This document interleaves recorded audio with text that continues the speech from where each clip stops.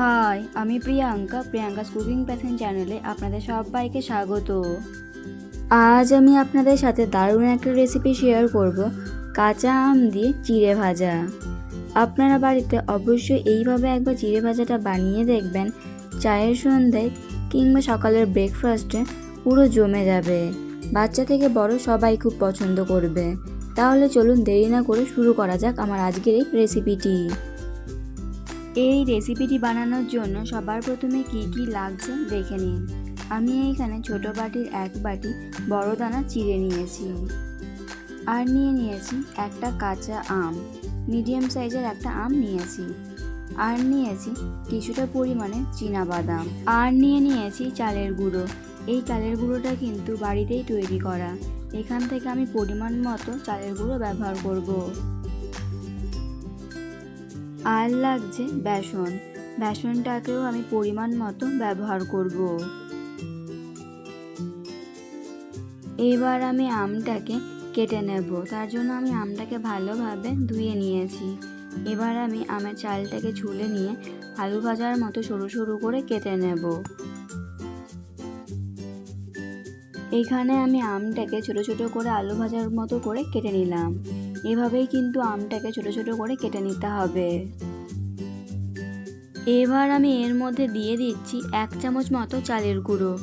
এখানে খুব বেশি চালের গুঁড়ো দেওয়ার দরকার নেই, তবে আপনারা যদি আমের পরিমাণটা আরেকটু বেশি নেন তাহলে সেই ক্ষেত্রে চালের গুঁড়িটা আরেকটু বাড়িয়ে দেবেন। এবার আমি দিয়ে দিচ্ছি 1 চামচ বেসন, আর দিয়ে দিচ্ছি পরিমাণ মতো লবণ, আর দিয়ে দিচ্ছি সামান্য একটু শুকনো লঙ্কার গুঁড়ো। আপনারাও এখানে নিজেদের পরিমাণ অনুযায়ী ঝালটা দেবেন। দিয়ে দিচ্ছি সামান্য একটু জিরের গুঁড়ো, আর দিয়ে দিচ্ছি সামান্য একটু গরম মশলার গুঁড়ো। এবার আমি সব কিছুকে একসাথে ভালোভাবে মিশিয়ে নেব।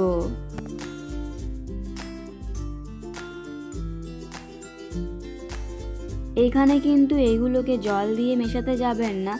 এখানে যেহেতু লবণ দেওয়া আছে, তার জন্য এটাকে আধ ঘন্টা রেস্টে রাখলেই এখান থেকে জল বের হয়ে এটা বেশ ভিজে ভিজে হয়ে যাবে, আর কিন্তু এরকম শুকনো শুকনো থাকবে না।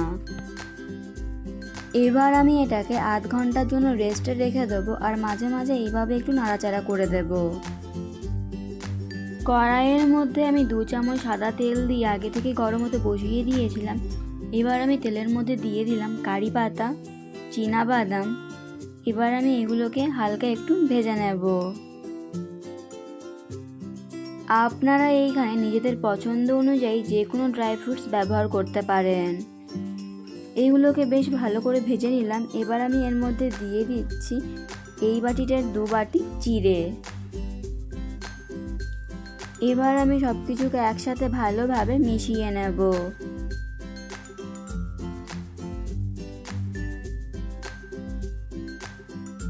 গ্যাসের ফ্লেমটাকে মিডিয়ামে রেখে কিন্তু এই চিড়েগুলোকে ভালোভাবে ভেজে নিতে হবে। যদি গ্যাসের ফ্লেমটাকে হাইতে রেখে ভাজতে যান তাহলে চিড়েগুলো পুড়ে যেতে পারে।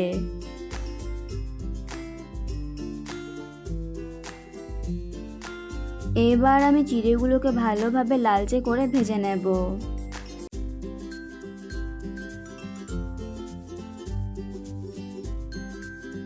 প্রায় 5-7 মিনিট ধরে গ্যাসের ফ্লেমটাকে মিডিয়ামে রেখে চিড়েগুলোকে আমি ভালোভাবে লালচে করে ভেজে নিলাম। আমি আপনাদেরকে দেখিয়ে দিচ্ছি চিড়েগুলো ঠিক কতটা ক্রিস্পি করে ভাজা হয়েছে। চিড়েগুলোকে কিন্তু এইভাবেই ভেজে নিতে হবে। এবার আমি চিড়েগুলোকে সাইডে নামিয়ে রাখবো। আবারও আমি কড়াইয়ের মধ্যে তেল গরম হতে বসিয়ে দিয়েছি। এবার আমি দিয়ে দিচ্ছি আগে থেকে যে আমের মিশ্রণটাকে আমি তৈরি করে রেখেছিলাম, সেই আমের মিশ্রণটাকে আমি এর মধ্যে দিয়ে দিচ্ছি। সমস্ত আমের মিশ্রণটাকে আমি দিয়ে দিলাম। এবার আমি এগুলোকে উল্টে পাল্টে ভালোভাবে লালচে করে ভেজে নেব।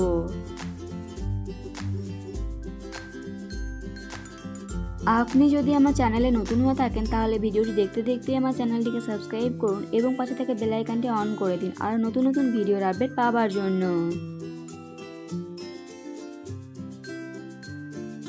এগুলোকে আমি ভালোভাবে ক্রিস্পি করে ভেজে নিলাম। এবার আমি এগুলোকে তেল ঝরিয়ে তুলে নেব।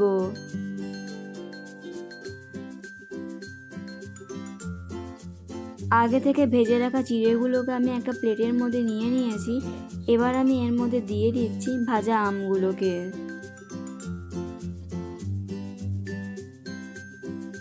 এই আম ভাজাগুলোকে কিন্তু আপনারা এইভাবে চিড়ের সাথে না দিয়ে শুধুও খেতে পারবেন চায়ের সাথে। এবার আমি এর মধ্যে দিয়ে দিচ্ছি সামান্য একটু বিট লবণ আর দিয়ে দিচ্ছি 1 চামচ মতো চিনি।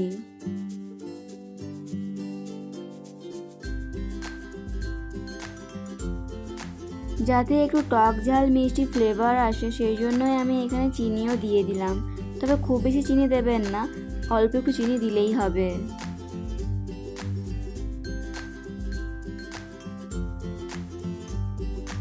এবার আমি সব কিছুকে একসাথে ভালোভাবে মিশিয়ে নেব।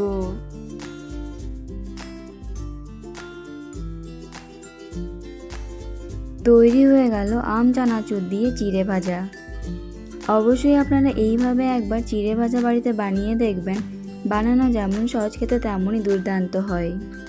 এই রেসিপিটি আপনাদের কেমন লাগলো অবশ্যই কমেন্ট করে জানাবেন। ভালো লেগে থাকলে লাইক এবং শেয়ার করবেন।